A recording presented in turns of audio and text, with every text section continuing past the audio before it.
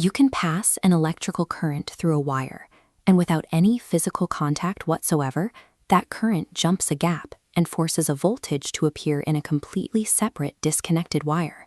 Physicists call this phenomenon mutual inductance. The mechanism bridging that empty space is magnetism. When the current in the first wire changes, it generates a magnetic field that expands outward, sweeping across the physical space and cutting through the second wire. To measure this, we use a concept called flux linkage. Flux linkage is the measure of exactly how much of that invisible magnetic field is successfully caught by the physical loops of the second coil. Flux linkage in coil 1, N1 phi 1, is directly proportional to current in coil 2, linked by the constant m. Because inducing an EMF requires a changing magnetic field, the first coil's voltage relies on the second's current rate of change, multiplied by m. Emphasizing the mystery, m acts as the master translator. It dictates exactly how powerfully these two separate circuits converse, but we have to figure out what actually determines the value of m. This coaxial solenoid setup measures mutual inductance. The narrow inner coil has radius R1 and turn density N1. The larger outer coil has radius R2 and turn density N2. Running a steady current through the outer solenoid generates a uniform magnetic field down its center.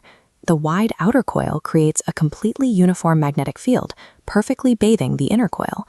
This predictable field makes the math easy. To calculate mutual inductance, just multiply a few constants by the small coil's area and their turn densities. As long as the magnetic field stays uniform across the target area, calculating mutual inductance is straightforward algebra. Let's run the exact same experiment backward. If we power the small inner coil to measure its inductive effect on the massive outer coil, the physical reality changes completely. Look at the magnetic field produced by the small inner coil. It is not uniform. It bulges and frays, with curving lines that stretch across the large volume of the outer coil at wild, erratic angles. To calculate total flux linkage, the magnetic field needs to be consistent. But here, the field is rapidly weakening and changing direction across the wide cross-section of the outer coil. Attempting to calculate the reverse mutual inductance directly from this chaotic, varying field would require a mathematical nightmare of complex calculus. The magnetic fields in these two experiments look completely different and have vastly different complexities. It seems impossible to know the mutual inductance in reverse. We completely skip the impossible math.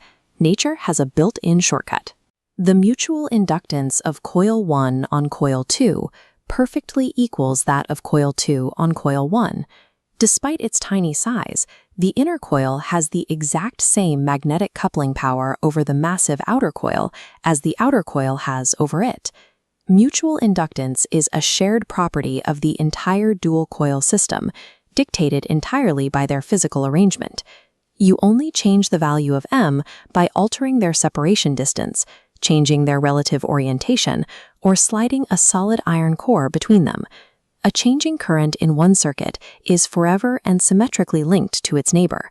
By trusting that inherent balance, we bypass the complex math of the real world by simply calculating its easiest reflection.